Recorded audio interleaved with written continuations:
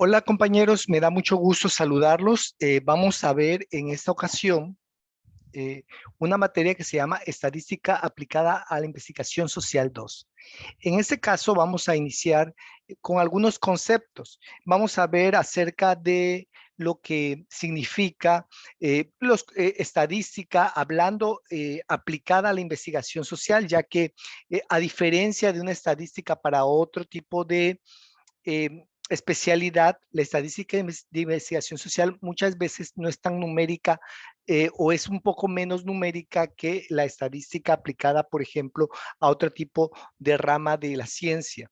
Vamos a iniciar con lo que son los conceptos de estadística. Dice que estadística es el conjunto de recursos como normas, técnicas, métodos y procedimientos utilizados en la investigación social mediante la recopilación de datos y el análisis de resultados. Particularmente se ocupa de recolectar, clasificar, representar y resumir los datos de muestra y de hacer inferencias acerca de las poblaciones de las cuales procede. Ok, aquí lo que estamos haciendo es precisamente que en su diario vivir, más que nada en su aplicación de la estadística en el entorno, en el trabajo donde ustedes se desenvuelvan, van a utilizar mucha información que es un poco privilegiada, es decir, van a utilizar, por ejemplo, nombres, edades, RFCs, CURS, etcétera, que mayormente, por ejemplo, si nosotros no estuviéramos en ese lugar de trabajo, no tuviéramos de cierto tipo de personas o de un grupo de personas, ¿no? Si trabajamos en un hospital, si trabajamos en una escuela, si trabajamos en una oficina y estamos en el área de recursos humanos o en cualquier otra área, por ejemplo, de admisión, etcétera, como que queremos verlo, vamos a utilizar esto. Entonces, aquí dice que hay una palabra que dice y de hacer inferencias acerca de las poblaciones de los cuales proceden. Inferencia es una suposición a través de datos estadísticos, es decir, yo supongo que si la mayoría de los niños que llegan a la escuela Benito Juárez, que utilizan iPad, tienen deficiencia visual, es debido a que diario utilizan el iPad 5 horas. Es una hipótesis que probablemente se pueda decir verdadera o falsa de acuerdo a las investigaciones que se hagan. Ese es un ejemplo. El objetivo de la estadística es proporcionar las técnicas, métodos y procedimientos requeridos para describir y analizar conjunto de datos y así simplificar las inferencias de sus resultados. Es decir, vamos a ver técnicas, métodos, en este caso, cuando se use un trabajo y procedimientos para que de acuerdo a las suposiciones nosotros podamos llegar a resultados. Inferencia es igual como a una suposición, ¿no? Bien, entonces vamos a ver la clasificación de la estadística.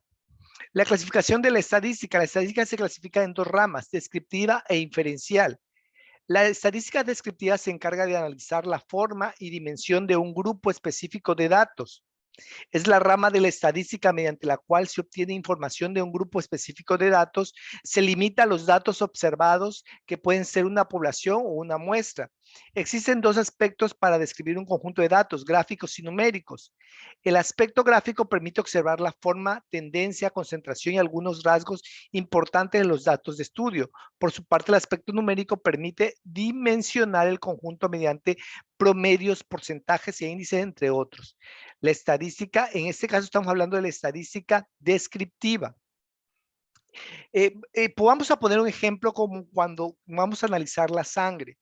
Cuando vamos a analizar la sangre, vamos a un laboratorio clínico y no nos drenan toda la sangre para analizar nuestra sangre, nuestra glucosa, etcétera, sino que solamente toman una muestra. Pues para eso sirven también las estadísticas, ¿no? En este caso, vamos a ver lo que es la estadística inferencial. Se encarga de obtener las características e información de una población a partir de una muestra. A eso es a lo que me estoy refiriendo. Es decir, si quiero saber cómo, por ejemplo, cómo los alumnos de trabajo social, qué calificaciones sacaron los alumnos de trabajo social de la Universidad Alfa y Omega con respecto a las otras universidades o a las otras escuelas que están en Villahermosa, yo puedo hacer un muestreo solamente, es decir, puedo hacer un muestreo con otra universidad que dé la misma carrera, pero no me puedo ir, por ejemplo, a un muestreo de un grupo, no me puedo ir a un muestreo de las 20 universidades porque a lo mejor realmente va a ser un trabajo titánico y solamente con una muestra yo puedo hacer una muestra que sea algo característico y representativo que me sirva a mí para poder llegar a una conclusión y a decir, efectivamente, los alumnos del trabajo social de la escuela de la Universidad Alfa y Omega, eh, eh, todos iniciaron, por ejemplo, 50 alumnos y salieron 15 alumnos. Y así fue también en la Universidad Mundo Maya. Entonces quiere decir que si son 50 alumnos que iniciaron y salieron 15, hay un rango de 35 alumnos que se quedan en el camino. ¿Sí? Entonces, con esa información yo puedo dar ciertas características para poder tener estrategias para quizás en algún futuro yo pueda que ese rango se disminuya, en lugar de 35 sean 20, etcétera, ¿no? Pero bueno, y también con esos 35 de rango puedo saber que pueden ser diversas las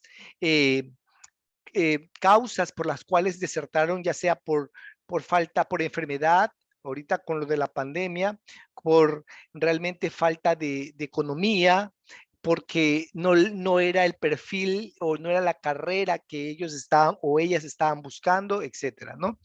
Bien, las variables. Existen dos tipos de variables, numéricas y no numéricas, también identificadas no cuantitativas como cuantitativas o cualitativas. Hablamos de cuantitativas cuando estamos hablando de variables numéricas y cualitativas cuando no son numéricas.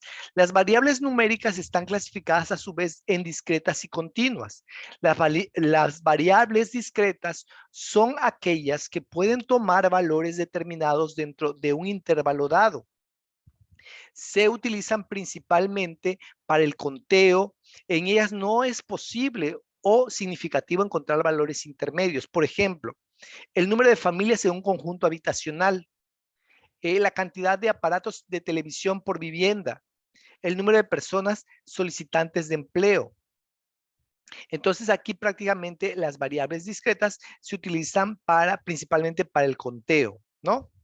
Muy bien. Las variables continuas, sin embargo, vamos a ver que pueden tomar cualquier valor dentro de un intervalo dado, utilizándose principalmente para medir. En estos casos, las variables pueden tomar cualquier valor dentro de un intervalo de estaturas o tiempo. Es posible que la estatura de una mujer sea de 1.63 centímetros o otra fracción Un autobús puede demorar 10 minutos con 15 segundos y 7 décimas. Y si se tuviera un instrumento que permitiera medir más detalladamente el tiempo entre una y otra unidad de transporte público, sería factible su medición exacta. La diferencia aquí que, como dice la definición, puede tomar cualquier valor de una variable continua dentro de un intervalo dado y se utiliza principalmente para medir. ¿Ok? Vamos a continuar y vamos a pasar a lo que son los niveles de medición. En los niveles de medición hablamos acerca de lo que es la diferencia entre la estadística social y sus diversas aplicaciones en otras disciplinas. Se encuentra en el tipo de variables que inciden en los fenómenos sociales, donde principalmente la ocurrencia es de que aquellas del orden cualitativo de atributos o categorías, ofreciéndole, por lo tanto, una alternativa para su tratamiento a través de mediciones no necesariamente numéricas. Es decir, una diferencia entre estadística social y sus diversas aplicaciones en otras disciplinas es que prácticamente las mediciones muchas veces no son numéricas porque estamos hablando de personas, estamos hablando a lo mejor de enfermedades, a lo mejor, por ejemplo, de tiempo. Entonces, a veces son numéricas, pero en menos porcentaje que cuando no lo son, ¿sí? Entonces, aquí estamos viendo lo que es la diferencia entre estadística social y o diversas aplicaciones. El tratamiento de este tipo de variables no numéricas reviste una particular importancia en la investigación social, debido a la existencia de métodos, técnicas y pruebas estadísticas particularmente para estas variables, lo que permite realizar un análisis más apropiado, clasificándolas como nominales, ordinales, intervalares y racionales. Naturalmente, las variables poseen características que permiten dimensionarlas en función de sus valores o atributos, lo que se identifica como nivel o escala de medición. Las variables cuantitativas se miden en escala de intervalos o razón. Las llamaremos también escalares. Por tal virtud, recuérdese los conceptos valor absoluto y valor relativo de un número. Ok, aquí estamos hablando acerca de las variables. Las variables, por ejemplo, aquí se miden en escalas de intervalos o razón. Ahorita vamos a ver qué es un intervalo, qué es la razón, qué es una nominal y ordinal. Vamos a iniciar. Intervalo, en este caso, todas las variables son numéricas. Los valores pueden ser clasificados en categorías que tienen un orden o jerarquía. La diferencia entre sus valores es significativo. La diferencia entre dos valores tiene una dimensión real y su origen es relativo. Muy bien, aquí en este caso, en intervalo, en este caso, pueden ser clasificados en categorías que tienen un orden de jerarquía, un orden o jerarquía. Por ejemplo, la temperatura en un centro de trabajo que puede ser medida a través de la escala de grados centígrados o Fahrenheit. El origen de estas escalas es diferente, ya que 0 grados centígrados equivale a 32 grados Fahrenheit, lo que indica que este punto cero es relativo, ya que al medir la temperatura de un mismo lugar se tienen dos diferencias distintas, aunque equivalentes. Es decir, aquí la unidad de medida es diferente. Es grados centígrados y grados Fahrenheit. Cuando vemos, por ejemplo, los estados del tiempo, cuando lo está dando un noticiero en México, de México, pues las temperaturas la miden en grados centígrados, pero cuando vemos un noticiero estadounidense, sus temperaturas la dan en grados Fahrenheit. Recordemos que nuestro sistema métrico es el decimal y el sistema métrico de ellos es el inglés. Ok, el otro variable es la razón. Con las mismas características de las variables de intervalo, en estas su origen es absoluto. Ejemplo, el número de hijos de las mujeres de una institución gubernamental. En cualquier lugar y tiempo, tener 0 hijos representa exactamente lo mismo. No hay equivalencias, ¿sí? En este caso son absolutos, ¿sí? No podemos decir eh, eh, relativos porque estamos hablando de personas, estamos hablando en este caso de personas completas, ¿no? Nominal. Estas características o estas variables tienen las características de ser no numéricas o cualitativas. Son únicamente clasificatorias y su organización depende exclusivamente del criterio del investigador. Por ejemplo, en este caso no son numéricas, son cualitativas. Por ejemplo, el estado civil, el sexo o la nacionalidad. Eso es una, en este caso, variable nominal. Y la variable, en este caso ordinal, dice que estas variables pueden ser numéricas o no numéricas también. Las numéricas únicamente identifican o se refieren orden, careciendo de significado las diferencias entre sus valores. Ejemplo, las variables numéricas ordinal, el número de cuenta de un lector. ¿Sí? El número de cuenta de un lector, es decir, pueden ser numéricas o no numéricas. ¿Sí? Y también puede que carecen de un significado de las diferencias entre sus valores, porque es solamente un número de cuenta. Muy bien, continuamos. Niveles de medición de tipos de variables. Y aquí, por ejemplo, vemos las variables que pueden ser numéricas o no numéricas. Aquí las variables numéricas está los que es intervalo y razón, y pueden ser escaladas. Esta es la escala de medición. Y las no numéricas, como lo acabamos de ver, pueden ser ordinal o nominal. ¿sí? Que pueden ser, por ejemplo, sexo, edad, estado civil, etcétera, ¿no? O un número de cuenta. Continuamos. El enfoque numérico a variables cualitativas. Una de las principales características en el tratamiento de datos en la investigación social, vista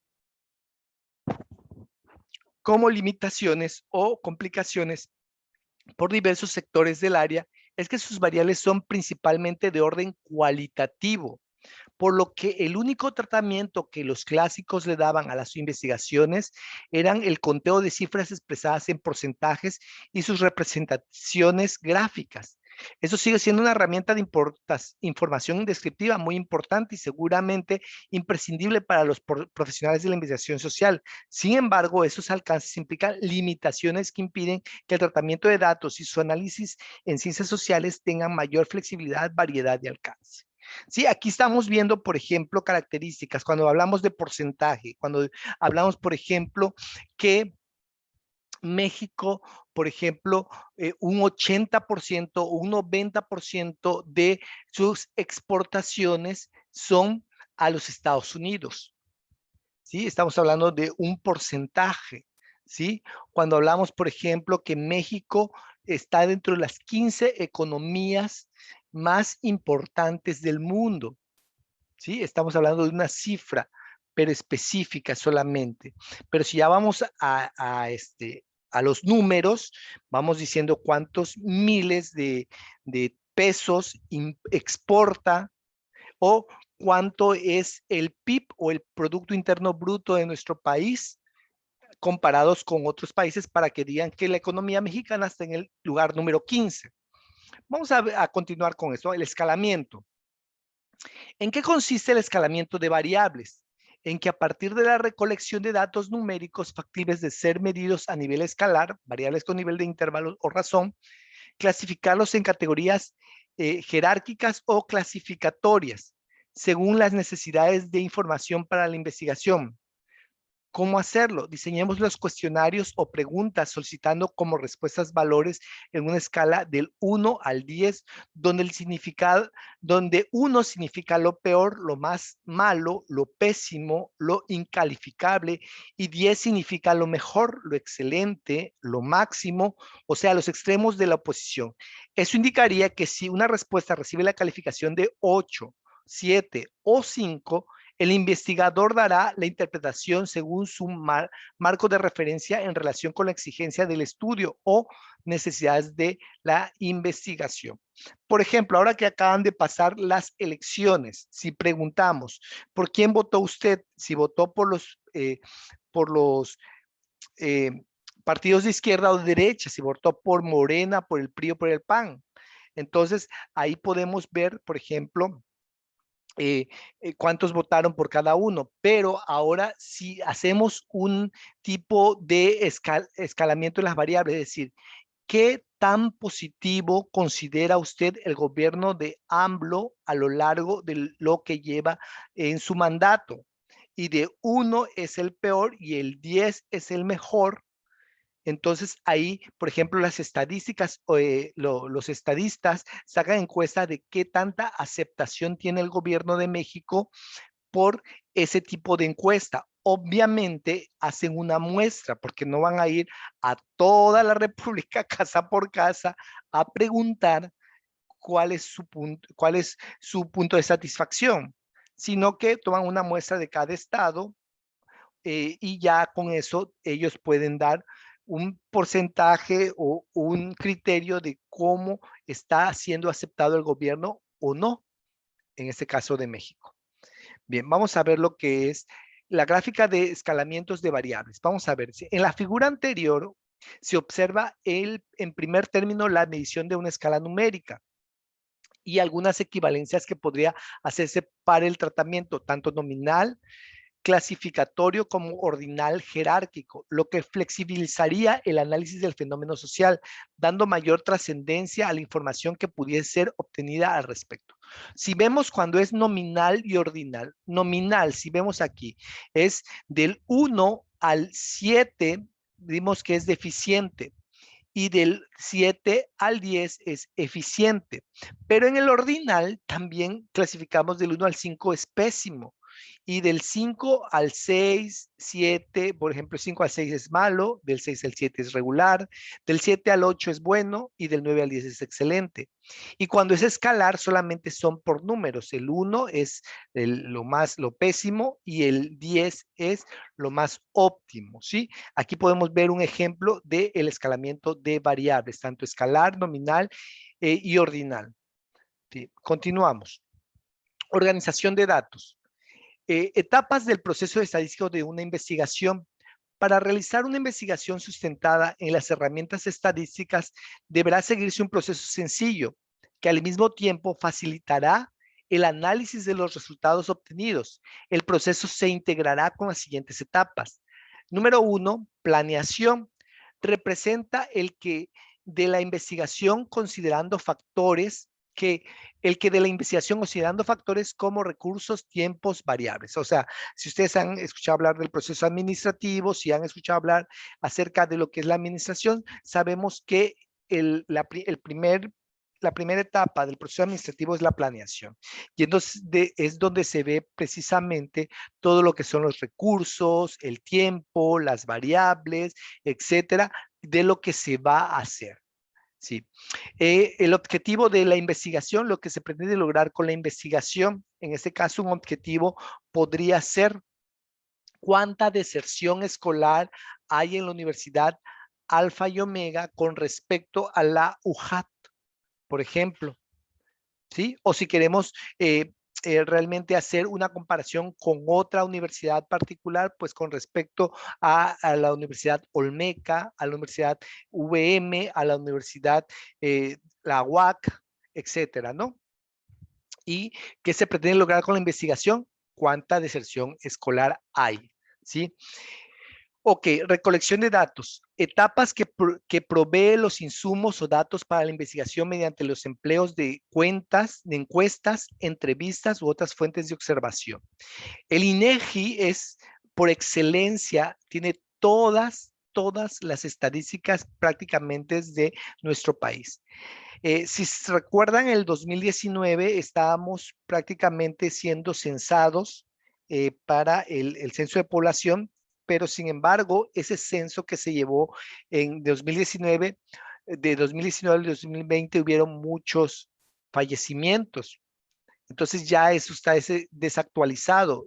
Y no decir de 2019 a 2021, donde estamos, porque debido a la pandemia, pues hay muchos fallecimientos que comúnmente no se daría en una situación normal o cotidiana, ¿no? La organización de datos, siguiendo las etapas de ordenación, clasificación y distribución. En este caso se organizan los datos para saber cómo se puede utilizar para hacer gráficas, ¿no? Procesamiento de datos, con lo que se habrán de producir tablas, gráficas, diversas medidas numéricas para realizar el análisis correspondientes, que en un primer plano se limita a la descripción. En este caso, todos se van a hacer en tablas, gráficas, de pastel, de barra, etcétera, ¿no? Análisis de resultados, empleando para ello diversos métodos y técnicas estadísticas, ¿sí? Entonces, debido a los resultados, se van a utilizar y se van a decir qué métodos podrían utilizarse para dicho problema, etcétera, ¿no? Y las conclusiones, lo que deriva en la presentación de la información y planteamiento de alternativas para la toma de decisiones. En este caso sería qué podemos hacer a partir de la información que tenemos, qué se puede hacer. Y si retomamos lo que es el proceso administrativo, estaríamos en la última etapa, que es la de control, y donde también se toman las decisiones, etapas en la cual se pondera la relatividad de cada factor y del costo que implica la selección de alternativas económicas, oportunidades, recursos, impactos y trascendencia. Bueno, vamos a ver con la fuente de recolección de datos.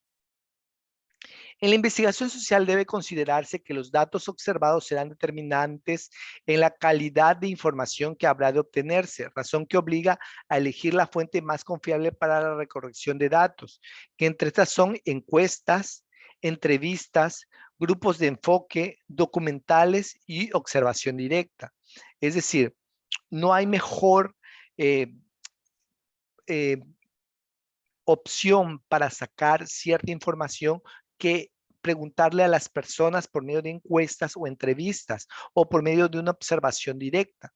La elección de la fuente óptima de observación o recolección de datos marcará la diferencia entre la confiabilidad de la investigación y de la calidad de los recursos obtenidos, por lo que se deberá tener en cuenta las características de la población objeto de estudio, así como las técnicas de levantamiento de datos, sin soslayar el objetivo de la investigación y el tratamiento estadístico que habrá de dárseles. Es decir, si yo voy a hacer algo en la capital del estado, en Villahermosa, mis encuestas deben estar en torno a las personas que viven en Villahermosa y no, por ejemplo, a las que viven en alguna población, alguna ranchería o algún poblado recóndito. ¿Por qué? Porque no tiene nada que ver ese poblado con lo que es la capital del estado.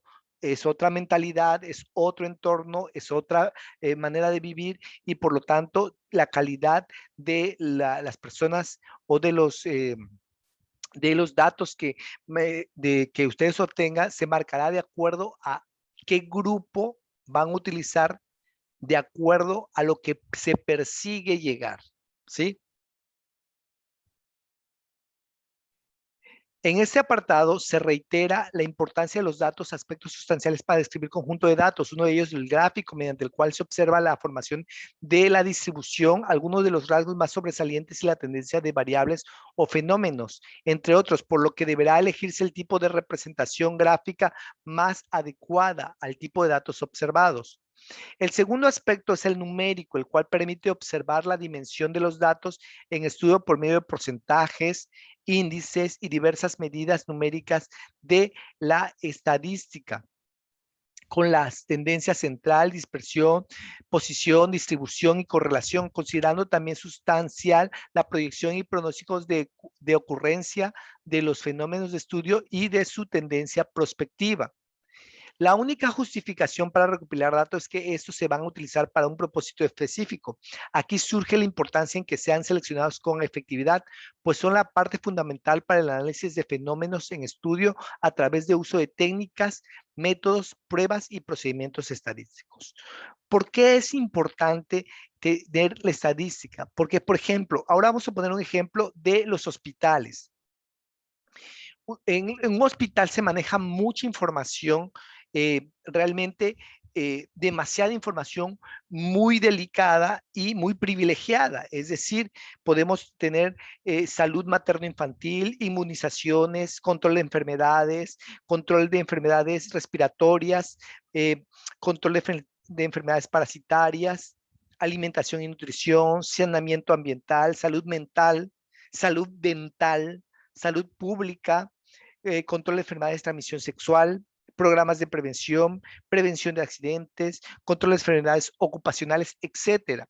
O sea, hay tanta información en un hospital que si se puede, si se logra utilizar esa información de manera adecuada en una estadística, se pueden llegar principalmente a tener estrategias para poder dar un mejor servicio a la población. Vamos a seguir con lo que es, este proceso es conocido como distribución de frecuencias y dependiendo de diversos factores como tipo de variables y cantidad de datos pueden realizarse en dos sentidos. Si la variable es numérica, debe considerarse si esta etapa se llevará a cabo con los datos no agrupados. Lista de datos de frecuencias o frecuencias simples con los datos agrupados por rasgos o intervalos. Si la variable no es no numérica, la organización deberá realizarse mediante sus categorías.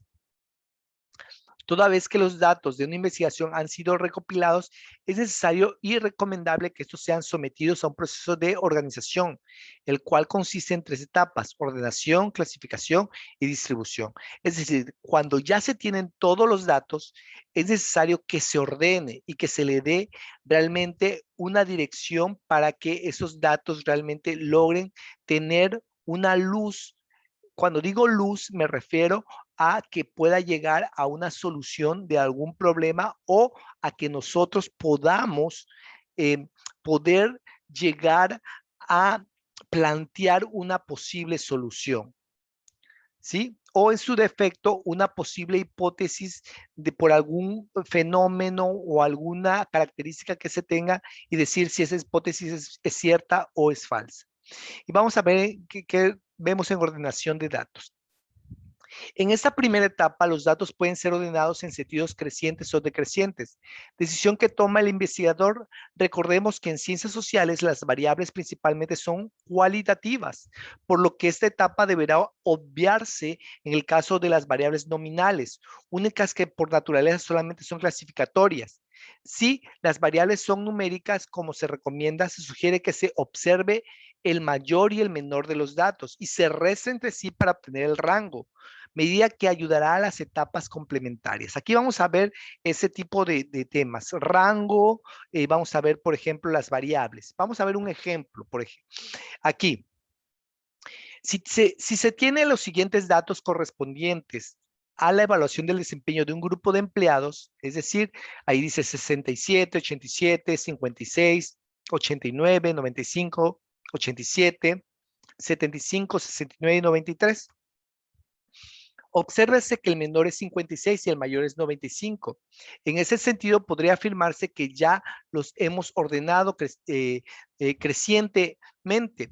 Al restarlo se obtiene 39, es decir, 95 menos 56 da 39, lo que identificamos como el rango. Esos 39 es el rango que hay en este caso correspondiente a la evaluación de desempeño de un grupo. Que el que peor salió evaluado sacó 56 puntos y el que mejor salió evaluado sacó 95. Sin embargo, hay un rango de 39 en el cual se puede mejorar o se puede observar qué se puede hacer para mejorar el desempeño de los trabajadores. ¿Qué le dice a usted esta diferencia de puntos en la evaluación del desempeño de los trabajadores? Con el siguiente caso se ilustrará y explicará todo el proceso para la organización de un grupo de datos numéricos medidos a nivel escalar. Muy bien, con eso nosotros podemos llegar a poder tener ciertas características para poder nosotros optar por una posible solución. Otro caso en estudio, por ejemplo, los datos de una tabla que voy a proyectar a continuación corresponden a los salarios de un grupo de 60 personas que, por diversas razones, fueron desplazados de su fuente de trabajo y han iniciado un proceso de demanda en contra de sus empresas. La relación laboral de todos ellos con sus centros de trabajo fluctuaría entre 5 y 8 años. El salario inicial indica lo que cada uno de ellos recibió durante los primeros 3 meses de este periodo y el salario final la de los últimos 3 meses de relación con su empresa. Ambas empresas son, ambas expresadas en miles de pesos. Vamos a ver la tabla. Aquí está la tabla. Aquí, por ejemplo, número de empleados, aquí está 20, aquí está 40 y aquí llega hasta 60. Ese es el número de empleados.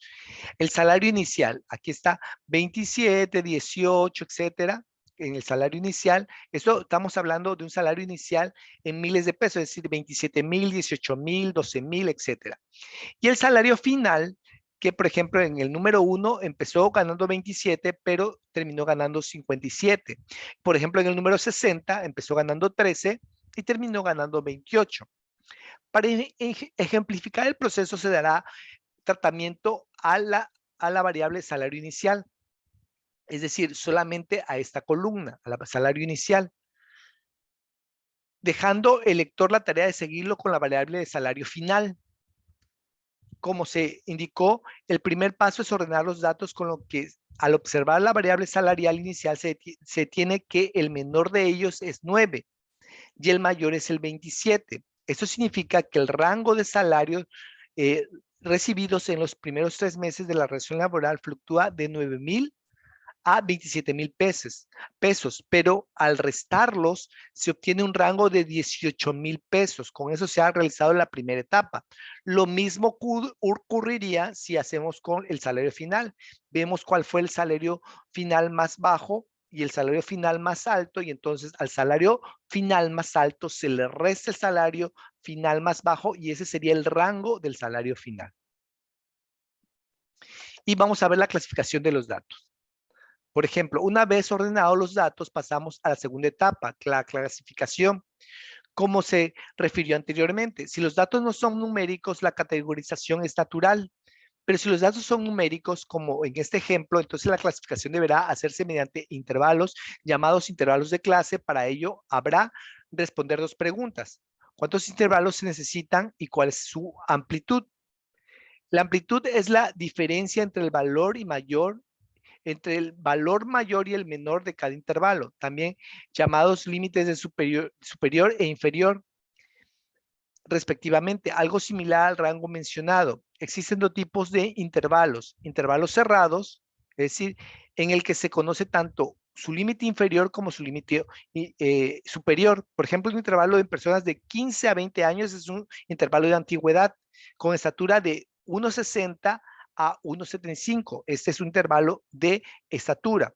Ese es un intervalo en forma general cerrado, pero también hay intervalos abiertos en el que uno de sus límites se desconoce o se excluye. Por ejemplo, personas de 35 años y la estatura mayor de 1,60. Entonces es abierto porque no puede medir 1,61, 62, 63. No está realmente en un rango, sino está abierto. Muy bien, compañeros.